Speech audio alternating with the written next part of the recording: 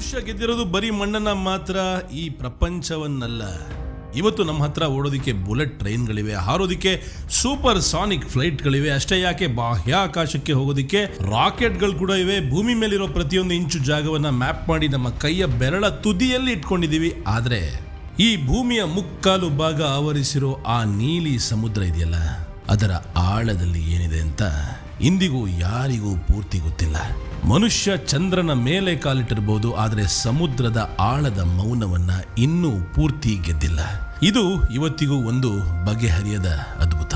ಈಜಿಪ್ಟ್ನಲ್ಲಿ ಆ ನೀಲಿ ಪ್ರಪಂಚವನ್ನ ಮೊದಲ ಬಾರಿ ನೋಡಿದಾಗ ಅನಿಸಿದ್ದು ಒಂದೇ, ಭಯ ಅನ್ನೋದು ನಮ್ಮ ಕಣ್ಣು ನೋಡೋ ದೃಶ್ಯದಲ್ಲ, ನಮ್ಮ ಮನಸ್ಸಿನ ಆಲೋಚನೆಯಲ್ಲಿದೆ ಅಂತ. ಭಯಪಟ್ಟು ದಡದಲ್ಲಿ ಕೂತ್ರೆ ಬರೀ ಅಲೆಗಳ ಆರ್ಭಟ ಮಾತ್ರ ಕೇಳುತ್ತೆ. ಅದೇ ಧೈರ್ಯ ಮಾಡಿ ಇಳಿದ್ರೆ ಅದ್ಭುತಗಳ ಲೋಕವೇ ತೆರೆದುಕೊಳ್ಳುತ್ತೆ. ಇವತ್ತು ನಾನು 2ನೇ ಬಾರಿ ಈ ಮರ್ಮವನ್ನ ಹುಡುಕಿ ಹೊರಟಿದ್ದೀನಿ. ಈ ಬಾರಿ ನಾನು ಒಬ್ಬನೇ ಅಲ್ಲ, ದೈತ್ಯ ಸಮುದ್ರದ ಮಧ್ಯ ಧೈರ್ಯ ತುಂಬೋದಿಕ್ಕೆ ನನ್ನ ಕನ್ನಡದ ಗೆಳೆಯರು ಜೊತೆಗಿದ್ದಾರೆ. ಭಾಷೆ ಒಂದಾದಾಗ ಕಾನ್ಫಿಡೆನ್ಸ್ ತಾನಾಗೆ ಡಬಲ್ ಆಗುತ್ತೆ, ಏನಂತೀರಾ?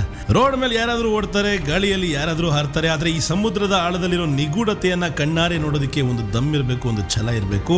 ಆ ಛಲಕ್ಕೆ ಇವತ್ತು ಅಂಡಮಾನ್ ಸಾಕ್ಷಿ ಆಗ್ತಾ ಇದೆ. ಹ್ಯಾವ್ಲಾಕ್ ನಿನ್ನ ಆಳದ ರಹಸ್ಯಗಳನ್ನ ನೋಡೋದಕ್ಕೆ ಗ್ಲೋಬಲ್ ಕನ್ನಡಿಗ ರೆಡಿ ಇದ್ದಾನೆ. ನೀನು ರೆಡಿನಾ? ಸ್ವಾಗತ.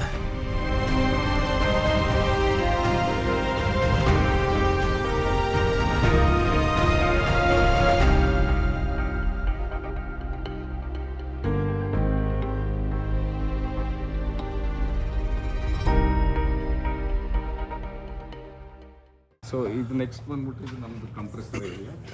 ಸೊ ನೀವು ನೋಡ್ದಂಗೆ ಏನು ಡಸ್ಟ್ ಗಿಸ್ಟ್ ಏನು ಇರಬಾರ್ದು. ಮತ್ತೆ 9 hours ಒಂದ್ಸತಿ ಫಿಲ್ಟರ್ ಚೇಂಜ್ ಆಗಬೇಕು. ಎಲ್ಲರೂ ನೀವು ಎಲ್ಲ ಡೈವ್ ಹೋದ್ರೂ ಏನಾದರೂ ಏರಲ್ಲಿ ಏನು ಸ್ಮೆಲ್ ಇರಬಾರ್ದು. ಸ್ಮೆಲ್ ಇದ್ರೆ ಅದು ಕಂಟಾಮಿನೇಟೆಡ್ ಏರ್ ಅಂತ, ಅದು ಲಂಗ್ಸ್ ಪ್ರಾಬ್ಲಮ್ ಕೊಡುತ್ತೆ. ಮತ್ತೆ ಸೈನ್ಸ್ ಏನಂದ್ರೆ ನೇಲ್ಸ್ ಎಲ್ಲ ಬ್ಲ್ಯಾಕ್ ಆಗುತ್ತೆ, ಲಿಪ್ಸ್ ಬ್ಲ್ಯಾಕ್ ಆಗುತ್ತೆ. ಸೊ ಅದೊಂದನ್ನ ನೀವು ಎಲ್ಲೇ ಹೋದ್ರೂ ಏರ್ನ ಫಸ್ಟು ನೋಡಿ, ಫಸ್ಟ್ ಬ್ರೀತ್ ಮಾಡಬೇಕು. ಏನು ಒಂಚೂರು ಸ್ಮೆಲ್ ಇರಬಾರ್ದು, ಕೊಳದ ಸ್ಮೆಲ್ಲು ಅವೆಲ್ಲ ಬರಬಾರ್ದು. ಸ್ಮೆಲ್ ಇಲ್ಲ, ಪರ್ಫ್ಯೂಮ್ ಸ್ಮೆಲ್ಲು ಇರಬಾರ್ದು, ಯಾವ ಸ್ಮೆಲ್ಲು ಇರಬಾರ್ದು, ನ್ಯೂಟ್ರಲ್ ಇರಬೇಕು. ಯಾವುದೇ ಡೈವ್ ಸೆಂಟರ್ಗೆ ಹೋದ್ರು ನಿಮ್ಗೆ ಟೈಮ್ ಇದ್ರೆ ಅವ್ರ ಕಂಪ್ರೆಸರ್ ಏರಿಯಾ ನೋಡಿ ಒಂದ್ಸತಿ, ಅವೆಲ್ಲ ಗೊತ್ತಾಗ್ಬಿಡುತ್ತೆ. ಅದೇ ಹೇಳ್ತಾರಲ್ಲ, ಒಂದು ಮನೇಲಿ ಒಂದು ಟಾಯ್ಲೆಟ್ ಎಷ್ಟು ಕ್ಲೀನ್ ಆಗಿದೆ ಅನ್ನೋದ್ರ ಮೇಲೆ ಆ ಮನೆಯ ಹೆಲ್ತ್ ಹೆಂಗೆ ಅಂತ ಹೇಳ್ತಾರೆ. ಅದೇ ರೀತಿ ಒಂದು ಡೈವ್ ಸೆಂಟರ್. ನಮ್ಮ ಫೋಟೋಗ್ರಾಫರ್ ಇವರು. ಇವರೇನಾ? ಸೊ ಅಂಡಮಾನ್ ಲೋಕಲ್ ಇವರು. Hi bro, underwater photographer meet ಮಾಡ್ತಾ ಇದ್ದೀನಿ. Very very good. How many years you been doing this? हाँ, यहाँ में 4 साल हो गए. 4 साल. किधर से हो? ये माइंदर से. हाँ, मिडिल अंडमान. हाँ, बहुत बढ़िया. जिधर हमारा भाई मुझे भेज रहे बाद में बस में. हाँ, जा रहे मिडिल अंडमान. कब? आपकी दोस्त उधर मुझे दो दिखाने के लिए. Uncle John uncle. ठीक है, हम लेके सेंड करेंगे. ಸೊ ಇವರು ಹೌದಾ? ಎಷ್ಟು ಶಕ್ತಿ ಅಂದ್ರೆ ಇವ್ರಿಗೆ हाँ, 4-5 ಟ್ಯಾಂಕ್ ಭುಜದ ಮೇಲೆ ಇಟ್ಕೊತಾರೆ ಒಬ್ಬನೇ. दिखाओ भाई एक बार कैसे उठाते हो. 4 टैंक उठाते. हाँ, दिखाओ भाई हमको. ಇವ್ರು ಒಂಥರ ನಮ್ಮ ಡೈವ್. ए उठाओ भाई एक बार दिखा. ओके, रखो कितना हो सके उतना. आपका शक्ति दिखाओ. ನೇಪಾಳ ಅವ್ರ ತರ ಇವರು. ನೇಪಾಲ್ ಶರ್ಪಗಳು ಇದು ಚಪ್ಪಲಿ, ಹವಾಯಿ ಚಪ್ಪಲಿ ಹಾಕೊಂಡು ಬೆಟ್ಟ ಗುಡ್ಡಗಳನ್ನ ಸಿಲಿಂಡರ್ ಹಾಕೊಂಡು ಹೋಗ್ತಾ ಇರ್ತಾರಲ್ಲ, ಆ ಥರ ನೋಡ್ರಿ ಇಲ್ಲಿ. ಅವ್ರಿಗೆ ಈಗ ಒಂದೊಂದು ಟ್ಯಾಂಕ್ 15-20 kg ಇದೆ. ಇದಾ? ಸೊ ಇವ್ರು ನೋಡಿ, ನಾನು ಹೆಲ್ಪ್ ಮಾಡಲ್ಲ.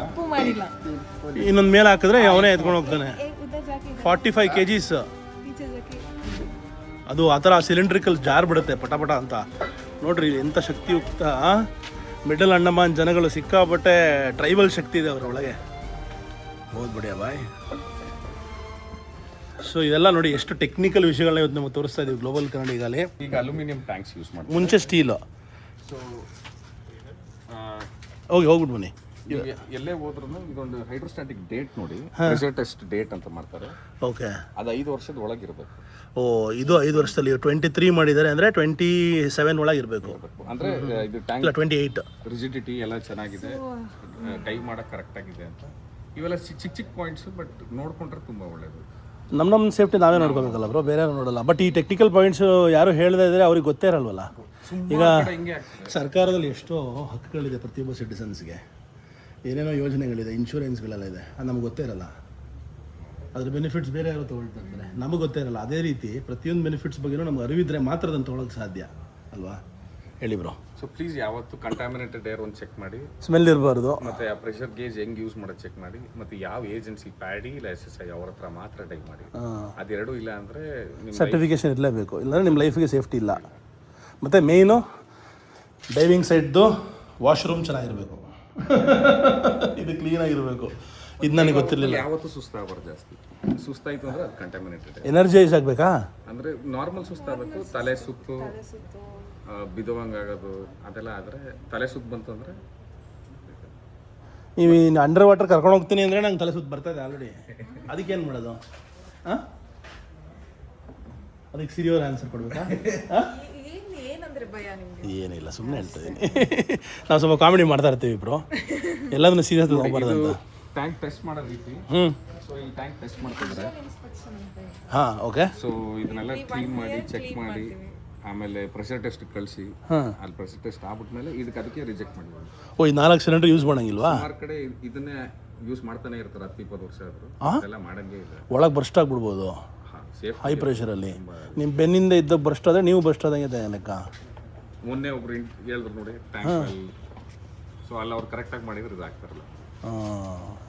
ಭಾಳ ಮುಖ್ಯ ಸೇಫ್ಟಿ ಮೆಜರ್ಸ್ ತೊಗೊಳ್ಳೋದು. ಇವ್ರು ಫಿನ್ಸ್ ಯೂಸ್ ಮಾಡೋದು ಇದು ಆರ್ಮಿ ಫಿನ್ಸ್.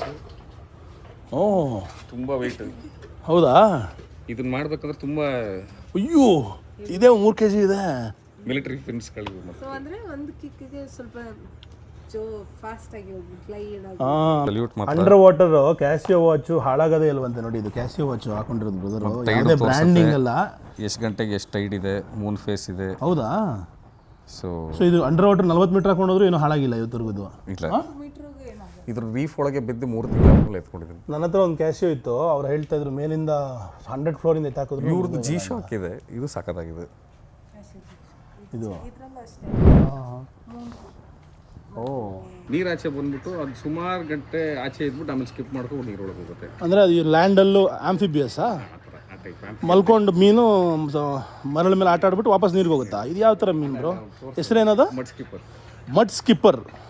ಇಲ್ಲೇ ತೋರಿಸ್ತಾರೆ. ಓಕೆ, ನೋಡಿ ಇಲ್ಲಿ ಎಲ್ಲ ಇವ್ರು ನೀರಲ್ಲೇ ಇವ್ರು ಜೀವನ ಕಳೆಯೋದ್ರಿಂದ ಫೋನ್ಗಿನ್ನೆಲ್ಲ ಸುರಕ್ಷಿತವಾಗಿ ಪ್ಯಾಕೆಟಲ್ಲಿ ಇಡಬೇಕು. ಯಾಕಂದರೆ ಮರಳು ಉಪ್ಪು ನೀರು ಹೋಯ್ತು ಅಂದರೆ ಬಿಸಾಕ್ಬೇಕು ಫೋನು. ಅಲ್ಲ ಬ್ರೋ? ಸಿಯೋ 32 ಡಿಗ್ರಿ ಇದೆ ಇವತ್ತು. ಜಿಂದಗಿ ಮಿಲೇಗಿ. ನಾ ದುಬಾರಲ್ಲಿ ಹೋಗ್ತಾರಲ್ಲ ಹಂಗೆ ನೀರಿಗೆ ಹೋಗ್ತಾ ಇದ್ದೀನಿ ನಾನು, ನನ್ನ ಫಿಯರ್ನ ಕಾನ್ಕರ್ ಮಾಡೋದಕ್ಕೆ. ನೋಡಿ ಇದೆಲ್ಲ ಕೋರಲ್ಸು ಸತ್ತೋಗ್ಬಿಟ್ಟಿದೆ. ಇತ್ತೀಚೆಗೆ ಗ್ಲೋಬಲ್ ವಾರ್ಮಿಂಗ್ ಆಗ್ತಾಯಿದೆ ಅಲ್ವಾ, ಜಾಗತಿಕ ತಾಪಮಾನ ಹೆಚ್ಚಾಗ್ತಾ ಇರೋದ್ರಿಂದ ಕೋರಲ್ಸ್ ಎಲ್ಲ ಸಾಯ್ತಾ ಇದೆ. ಅದರಿಂದ ತುಂಬಾ ಕಷ್ಟ ಆಗುತ್ತೆ ಮುಂದಿನ ಜನ್ರೇಷನ್ಗೆ. ನೋಡಿ ಇದು ಹೆಸರು ಡೋಂಗಿ ಅಂತೆ, ಇಲ್ಲಿಯ ಮೀನುಗಾರರು ಉಪಯೋಗ ಮಾಡುವಂತಹ ಬೋಟ್ಗಳು. ಇಲ್ಲಿ ನೀವು ನೋಡ್ತಾ ಇದ್ದೀರಾ ಮ್ಯಾಂಗ್ರೋವ್ಸ್, ನೀರಿನ ಮೇಲೆ ವೆಜಿಟೇಷನ್. ಬಂದಿದ್ದೀವಿ ಸೈಟ್ಗೆ, ಡೈವ್ ಸೈಟ್ಗೆ. ಅಲ್ಲಿ ಪ್ರಾಕ್ಟೀಸ್ ಮಾಡೋದು, ಅದಾದಮೇಲೆ ಒಳಗೆ ಹೋಗೋದು ಹಂಗೆ ನಡ್ಕೊಂಡು ಒಳಗೆ. ಸಮುದ್ರದ ಒಳಗೆ ವಾಕಿಂಗ್ ಇವತ್ತು.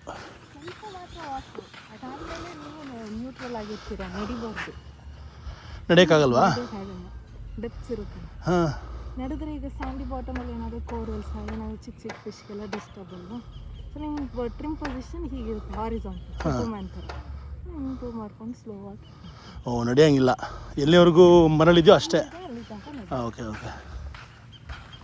ಕೊರಾಲ್ಗೆ ಡಿಸ್ಟರ್ಬ್ ಮಾಡಬಾರ್ದು. ನೋಡ್ರಿ ಇದು ಮ್ಯಾಂಗ್ರೋವ್ಸು ಹೆಂಗೆ ಬೆಳೆಯುತ್ತೆ ಅಂತ. ಹೈಟೈಡ್ ಬಂದಾಗ ಇಲ್ಲೆಲ್ಲ ನೀರಿರುತ್ತೆ ಅಲ್ವಾ? ನೋಡಿ ಇದು ಹೆಂಗಿದೆ, ಇದು ಬೇರುಗಳು. ಇದು ಡೈನೋಸರ್ ಪಿಕ್ಚರ್ ನೋಡ್ದಂಗಿದೆ ಅಲ್ವಾ? ಹಾಂ, ನೀರು ಫುಲ್ ಮೇಲ್ವರೆಗೂ ಇರುತ್ತೆ. ಹೆಂಗಿದೆ ನೋಡಿ ಇದು. ಇದ್ರ ರೂಟ್ಸು ಮೋಸ್ಟ್ಲಿ ಸಮುದ್ರದ ನೀರಿಂದ ಇದೇ ತಾನಾಗೆ ಫಿಲ್ಟ್ರೇಷನ್ ಮಾಡಿಕೊಂಡು ಎತ್ತಾಕೊಳ್ಳೋದಕ್ಕೆ ಇಷ್ಟೊಂದು ಪೈಪ್ಗಳು ರೆಡಿ ಮಾಡ್ಕೊಂಡಿದೆ ಅನಿಸುತ್ತೆ ಮರ. ಅಲ್ಲ ಮೇಡಮ್? ಈ ಥರ ಬೇರ್ಗಳು ಎಲ್ಲಿ ಸಿಗುತ್ತಿಲ್ದಿರಿ ನಿಮಗೆ? ಕೆಳಗೆ ಹೋಗೋದಕ್ಕೆ ವೆಯ್ಟ್ಸ್ ಯೂಸ್ ಮಾಡ್ತೀರಾ, ಇಲ್ಲಾಂದರೆ ನಮ್ಮ ಮೇಲ್ಗಡೆನೇ ತೇಲ್ತಾ ಇರ್ತೀವಿ.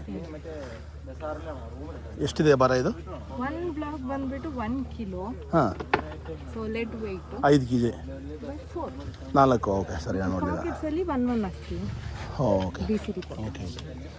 ಆಲ್ರೆಡಿ ಭಾರ ಇದ್ದೀನಿ, ಅದ್ರ ಮೇಲೆ ಇನ್ನೊಂದು 7 kg ಕಟ್ತಾ ಇದ್ದಾರೆ. ಹೀಗೆ ಇಟ್ಕೊಳ್ಳಿ ನಿಮಿಷ.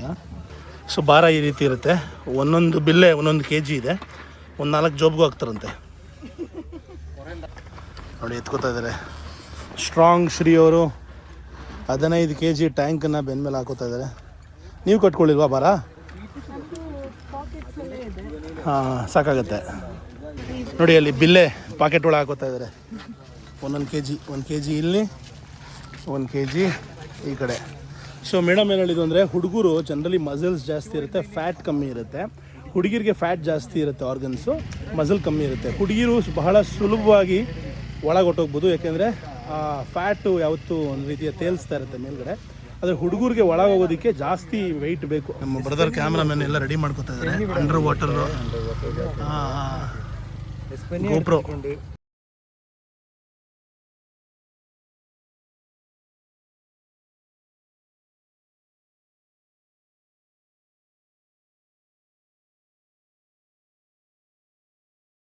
ಅಂಡಮಾನಲ್ಲಿ ಒಂದು ಹೋಲ್ ಸ್ಕೂಬಾ ಡೈವಿಂಗ್ ಇಂಡಸ್ಟ್ರಿನೇ ಇದೆ.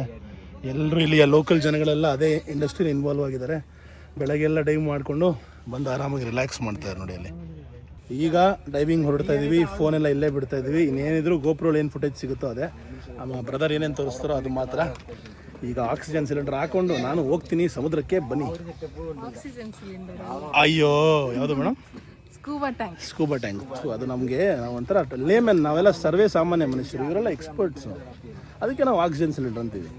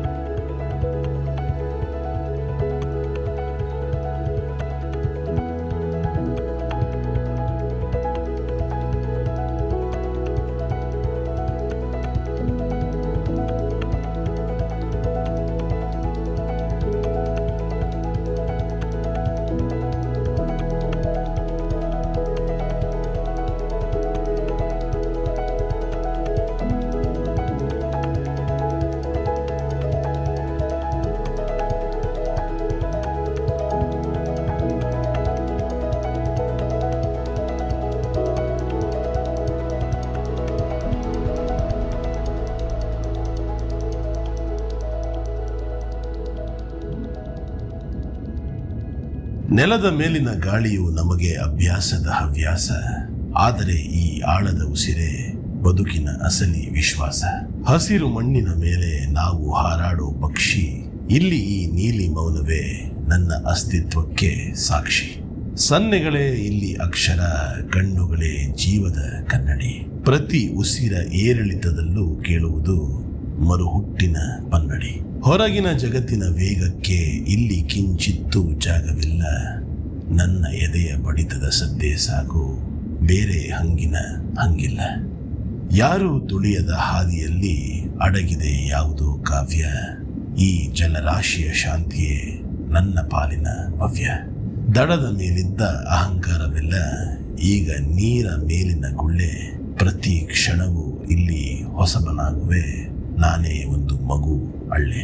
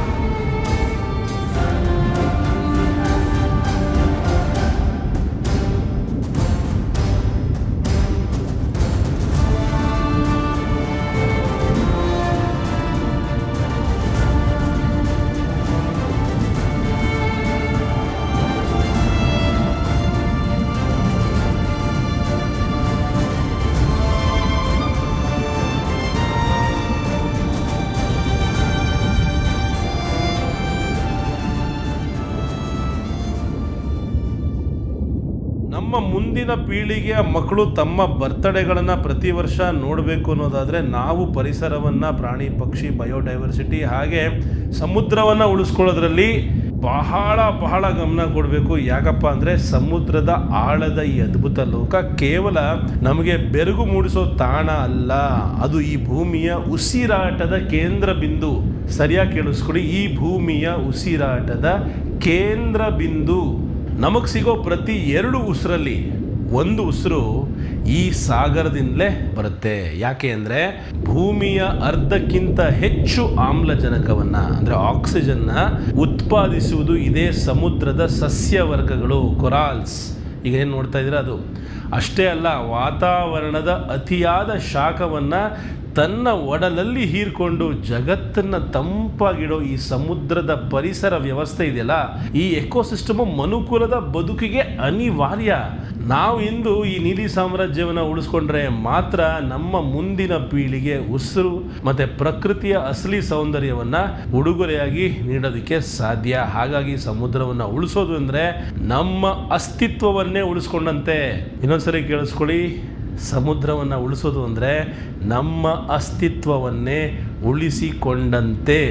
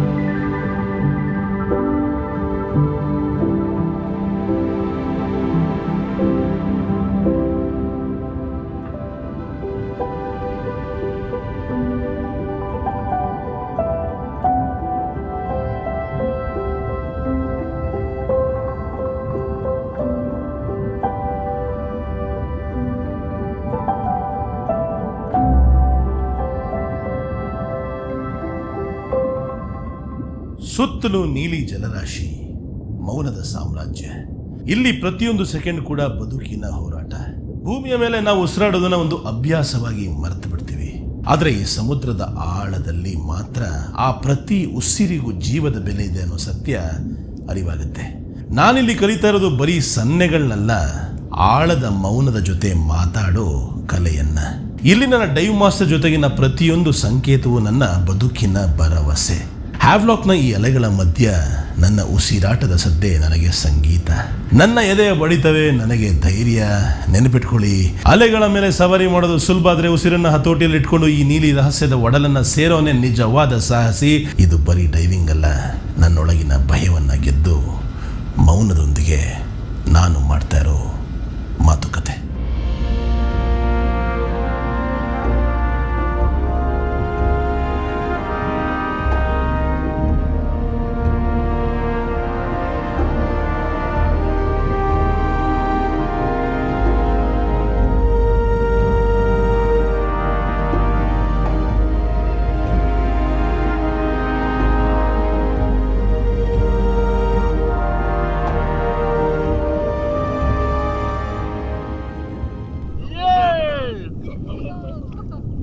Thank you so much. Thank you, Manuel.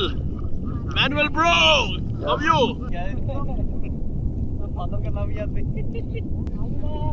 What a beautiful dive with our Shri madam.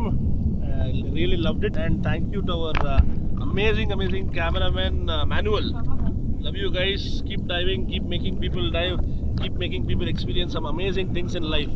And let us save the underwater species and all the corals in the world to live happily and peacefully. Yeah. ಅಲ್ಲ ಮುಗಿಸ್ಬಿಟ್ಟೆ dive. ಹೆಂಗಿತ್ತು? 12 metre ಒಳಗೆ ಹೋಗಿದ್ದೆ. Wow, ಎಂತೆಂಥದೋ ಮೀನು. ಯಾವ್ಯಾವ ಮೀನು ನೋಡಿದ್ವಿ madam ನಾವು?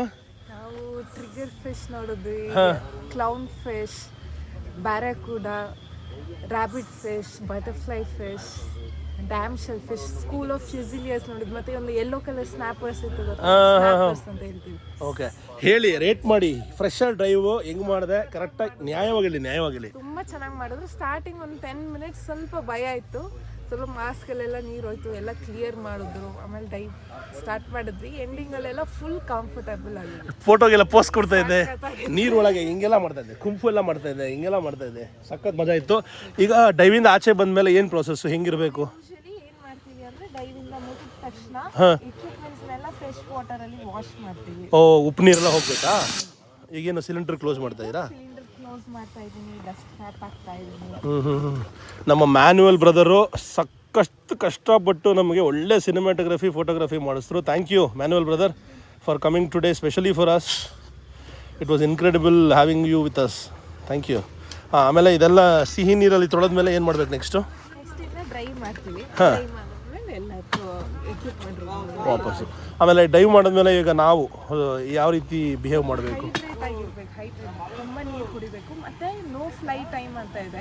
Single dive ಮಾಡಿದ್ವಿ. ಹಾಂ, ಸೊ ನೀವು ಸಿಂಗಲ್ ಡೈವ್ ಮಾಡಿದ್ರೆ 12 hours ಫ್ಲೈಟ್ ಹತ್ತೋ ಆಗಿಲ್ಲ. ಹೌದಾ? ಡಬಲ್ ಡೈವ್ ಮಾಡಿದ್ರೆ 18 hours ಹತ್ತೋ ಆಗಿಲ್ಲ. ನೋಡಿ, ಇದು ಬಹಳ ಮುಖ್ಯವಾದ ವಿಷಯ. ಯಾವತ್ತೂ ಅಷ್ಟೇ ಅಂಡಮಾನ್ಗೆ ಬರ್ತಿದ್ದಂಗೆ ಡೈವ್ ಮಾಡಿಬಿಡಿ, ಅಥವಾ ಏನಾದ್ರು ಡೈವ್ ಮಾಡಬೇಕಂದ್ರೆ ಫಸ್ಟೇ ಡೈವ್ ಮಾಡಿ. ಸೊ ದಟ್ ನಿಮಗೆ 12 to 18 hours ಗ್ಯಾಪ್ ಇರಬೇಕು. ಒಂದು ಡೈವ್ ಮಾಡಿದ್ರೆ 12 ಗಂಟೆಗಳ ಕಾಲ ನೀವು ಫ್ಲೈಟ್ ಹತ್ತಂಗಿಲ್ಲ. ಯಾಕಂದರೆ ಆಲ್ಟಿಟ್ಯೂಡ್ ಮೇಲಕ್ಕೆ ಹೋಗ್ತೀರಾ, ಅಂದರೆ ಭೂಮಿ ಕೆಳಗಡೆಯಿಂದ ಆಲ್ಟಿಟ್ಯೂಡ್ ಮೇಲೆ ಹೋದಾಗ ಆ ಸಿಕ್ನೆಸ್ ಆಗಿ ನಿಮಗೆ ತೊಂದರೆ ಆಗ್ಬೋದು. ಏನಾಗುತ್ತೆ ಮೇಡಮ್? DCS ಆಗೋ ಚಾನ್ಸಸ್ ಜಾಸ್ತಿ. DCS ಅಂದರೆ ಡಿಕಂಪ್ರೆಷನ್ ಸಿಕ್ನೆಸ್.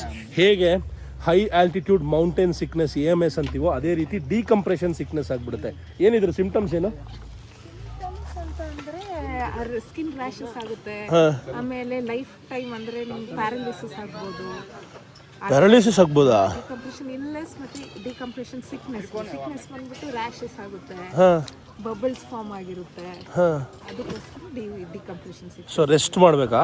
ಡೈವ್ ಮಾಡಿ ರೆಸ್ಟ್ ಅಂದ್ರೆ ಹೆವಿ ವೆಯ್ಟ್ಸ್ ಎಲ್ಲ ಲಿಫ್ಟ್ ಮಾಡೋ ಆಗಿಲ್ಲ, ಸ್ವಲ್ಪ ಹೈಡ್ರೇಟ್ ಆಗಿರಬೇಕು. ನಿಮ್ಮೆಣ್ಣು ಜ್ಯೂಸ್ ಕುಡ್ಕೊಂಡು ಸೈಲೆಂಟಾಗಿ ಇರಬೇಕು. ಬಿಯರ್ ಗೀರೆಲ್ಲ ಕುಡಿಬಾರ್ದು, ಆಲ್ಕೋಹಾಲ್ ಕುಡಿಬಾರ್ದು ಡೈವ್ ಆದಮೇಲೆ. ಯಾಕೆಂದರೆ ನಿಮ್ಮನ್ನು ಡಿಹೈಡ್ರೇಟ್ ಮಾಡುತ್ತೆ. ನಿಮ್ಮ ದೇಹದಲ್ಲಿರೋ ನೀರೆಲ್ಲ ಇನ್ನೂ ಜಾಸ್ತಿ ಎಳೆದು ಬಿಸಾಕ್ಬಿಡುತ್ತೆ. ಹಾಂ, ನಮ್ಮ ಬ್ಯಾಗ್ ಪ್ರೊಟೆಕ್ಟರ್ ಬಿಜಾಯ್. ಬಿಜಾಯ್ ತುಂಬಾ ಎಡಿಟ್ ಎಲ್ಲ ಮಾಡ್ತಾನೆ. ಹೌದಾ? ಅಚ್ಚಾ ಎಡಿಟರ್ आप? ಹೊಸ ಬೈಕ್ ತಗೊಂಡ. ಯಾವುದು? ಕಿಧರ್ ದಿಖಾओ ಭಾಯ್ आपका ಬೈಕ್ ದಿಖಾओ. ಹೊಸ ಬೈಕ್ ತೊಗೊಂಡಂತೆ ಹುಡುಗ ನಮ್ಮ ಬಿಜಾಯ್. ಅಬ್ಬಾ, ಎಷ್ಟು ಚೆನ್ನಾಗಿದೆ ರೀ ಬೈಕು. ಪಲ್ಸರ್. ಎಷ್ಟು? ಕಿತ್ನಾ ದಿಯಾ? 1,60,000. अब्बा, तुम बहुत अमीर हो भाई. नहीं, तो छोटा मोटा अमीर हो. छोटा मोटा काम करके खरीदा. बहुत बढ़िया. खाना लेके आया मेरे लिए. हाँ, खा लीजिए, नाश्ता है. Thank you. ಇನ್ನೊಬ್ರು ಯಾರೋ ಇಂಟ್ರೊಡ್ಯೂಸ್ ಮಾಡಿದ್ರಲ್ಲ? ನಂದು. ನಮ್ಮ ಕಂಪ್ನಿಯವರ ಎಲ್ಲರೂ? ನಂದು ಡಿಪಾರ್ಟ್ಮೆಂಟ್ಗೆ ಹೌದಾ ಫಾರೆಸ್ಟ್ ಎಕ್ಸ್ಪರ್ಟಾ? ಅದಕ್ಕೆ ಎಕ್ಸಾಮ್ ಎಲ್ಲ ಬರೀತಾ ಇದ್ದಾರೆ. Very good very good, all the very best. So ಈಗ ಹೋಗ್ಬಿಟ್ಟು ನಾವು ಏನು ಮಾಡಬೇಕಂದ್ರೆ ಚಿಲ್ಡಾಗಿ ಒಂದು ನೀರು ಕುಡಿದು ಒಂದು ಜ್ಯೂಸ್ ಕುಡಿದು ರೆಸ್ಟ್ ಮಾಡಬೇಕು. ಅದಾದಮೇಲೆ ಮತ್ತೆ ಏನು ಬೇಕೋ ನಾರ್ಮಲ್ ಆ್ಯಕ್ಟಿವಿಟೀಸ್ ಮಾಡ್ಬೋದು, ಜಸ್ಟ್ ಫ್ಲೈಟ್ ಹತ್ಬಾರ್ದು ಅಷ್ಟೇ. ಸೊ ನನ್ನ ಪ್ರೀತಿಯ ಶ್ರೀ ಅವರಿಗೆ ತುಂಬ ಹೃದಯದ ಧನ್ಯವಾದಗಳು. ಮಾಡಿದ್ರು ನೀವು ಎಲ್ಲಿ ಹೋದ್ರಿ ಡೈವ್ ಮಾಡ್ತಾ ಇರಬೇಕು. ಒಂದು ಸ್ವಿಮ್ಮಿಂಗ್ ಒಂದು ಕಲ್ತ್ಬಿಡಿ, ಫ್ಲೋಟ್ ಒಂದು ಸಖತ್ತಾಗಿ ಮಾಡ್ತೀವಿ. ಸ್ವಿಮ್ಮಿಂಗ್ ಎಲ್ಲ ಕಲ್ತ್ಬಿಟ್ಟು ನೆಕ್ಸ್ಟ್ ಲೆವೆಲ್ ಬಂದು ಓಪನ್ ವಾಟರ್ 18 ಮೀಟರ್ಸ್ ತನಕ ಎಕ್ಸ್ಪ್ಲೋರ್ ಮಾಡ್ಬೋದು.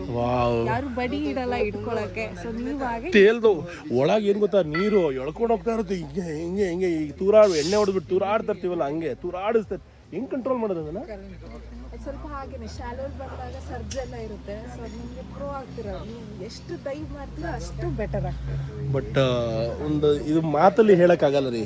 ಕೆಲವು ಹೇಳ್ತಾರಲ್ಲ ಮಾತಲ್ಲಿ ಎಕ್ಸ್ಪ್ಲೇನ್ ಮಾಡಿದ್ರೆ ಸಾಕಂತ, ಇದು ಹಂಗಲ್ಲ. ಇದು ಪ್ರಾಕ್ಟಿಕಲ್ಗಿ ಪ್ರತಿಯೊಬ್ಬ ಮನುಷ್ಯ ಲೈಫಲ್ಲಿ ಒಂದ್ಸಲ ಎಕ್ಸ್ಪೀರಿಯನ್ಸ್ ಮಾಡಲೇಬೇಕು. Thank you Shri madam, what a beautiful moment that you gave me. ಆಯಿತು ನಿಮ್ಮನ್ನ ಕರ್ಕೊಂಡು ನೋಡಿದ್ವಿ, ತುಂಬ ಚೆನ್ನಾಗಿತ್ತು. ಬಟ್ ವಿಸಿಬಿಲಿಟಿ 5 to 8 ಮೀಟರ್ಸ್ ಇತ್ತು. ಒಂದೊಂದ್ಸಲ ಕ್ರಿಸ್ಟಲ್ ಕ್ಲಿಯರ್ ಇರುತ್ತೆ. ಆಗ ಇನ್ನೂ ಯಾಕೆ ಇವತ್ತು ಲೋ ಟೈಡ್ ಇರೋದಕ್ಕೆ ಹಂಗ? ಸ್ವಲ್ಪ ಲೋ ಟೈಡ್ ಇದೆ. ಸೊ ಮರಳು ಎಲ್ಲ ಜಾಸ್ತಿ ಕಾಣಿಸ್ತಾ ಇರುತ್ತೆ. ಸೊ ಏನಾಗುತ್ತೆ ಅಂದರೆ ಲೋ ಟೈಡ್ ಹೋದಾಗ ಮರಳು ಜೊತೆ ಹಿಂದೆ ಹೋಗ್ತಾ ಇರುತ್ತೆ. ಅವಾಗ ಅದೊಂಥರ ಕೆಲವು ಡೆಪ್ತಲ್ಲಿ ನಮಗೆ ಕಾಣಿಸ್ತಾ ಇರಲಿಲ್ಲ ಆ ಜಾಗಗಳು. Okay okay, thank you so much, what a beautiful time. Thank you. Mango seed ತಿನ್ಬೋದಾ? ಸೀಡ್ ತಿನ್ನಕ್ಕಾಗಲ್ಲ, ಒಳ್ಳೆ ಬೀನ್ಸ್ ಥರ ಇದೆ. ಆಗ್ಬಿಟ್ಟು ಎಲ್ಲೋ ಒಂದು ಕಡೆ ಇನ್ನೊಂದು ಗಿಡ ಬರುತ್ತಾ? ಓಕೆ ಓಕೆ, ಮ್ಯಾಂಗ್ರೋವ್ಸ್ ಬೆಳೆಯೋದು ಆ ರೀತಿ. ನಿಮ್ಮ ಅರ್ಧ ಜೀವನ ಬರೀ ನೀರಲ್ಲೇ ಕಳೀತೀರಾ ಮೇಡಮ್? ನೀವು ಊಟಕ್ಕೆಲ್ಲ ಉಪ್ಪೆಲ್ಲ ಹಾಕೊಳ್ಳಲ್ಲ ಅನ್ಸುತ್ತೆ? ಹಾಂ, ದಿನ ಬೆಳಗ್ಗೆಯಿಂದ ರಾತ್ರಿವರೆಗೂ ಉಪ್ಪು ಮೈಗೆ ಹೋಗ್ತಾನೆ ಇರುತ್ತಲ್ಲ. ಆಹಾ, ಬಂದ್ವಿ ತೀರಕ್ಕೆ. ನೋಡಿ ಇಲ್ಲಿ ಫ್ರೆಶ್ ವಾಟರಲ್ಲಿ, ಅಂದರೆ ಸಿಹಿ ನೀರಲ್ಲಿ ಎಲ್ಲದನ್ನು ಅದ್ದಿ ಅದರ ಮೇಲಿರುವಂತಹ ಉಪ್ಪಿನ ಅಂಶವನ್ನು ತೆಗಿತಾರೆ. ಯಾಕೆಂದರೆ ಉಪ್ಪು ನೀವು ಗೋಪ್ರೋ ಕ್ಯಾಮ್ರಾ ಯೂಸ್ ಮಾಡಿದ್ರು ಅಷ್ಟೇ ವಾಟರಲ್ಲಿ ಒಂದು 5 minutes ಡಿಪ್ ಮಾಡಿ ಆಮೇಲೆ ಅದನ್ನ ಡ್ರೈ ಮಾಡೋದು. ಓಕೆ, ಈಗ ನೋಡಿ ನಾನು ನನ್ನ ಕಿಟ್ಟನ್ನ ಇದ್ರು ಅಷ್ಟೇ ಹಾಕ್ಲಾ? ಸ್ನಾನ ಮಾಡಿಸ್ಬೇಕು, ಇದಕ್ಕೆ ಬಿಡ್ಬೇಕು ಅದ್ರೊಳಗೇನೆ. ಓಕೆ, ಈಗ ನಮ್ಮದು ಪೆಂಗ್ವಿನ್ನ ವಾಪಸ್ ಇಡಬೇಕು ಅಷ್ಟೇನಾ? ಅಷ್ಟೇ. ನೀವೀಗ ಹೋಗಿ ರೆಡಿ ಆಗ್ಬೋದಾ? ಇದೆ ಒಂದ್ಸಲ ಶವರ್ ಮಾಡಿಬಿಟ್ಟು ರೆಡಿ ಆಗೋದು, ಆಮೇಲೆ ಸಿಗೋಣ.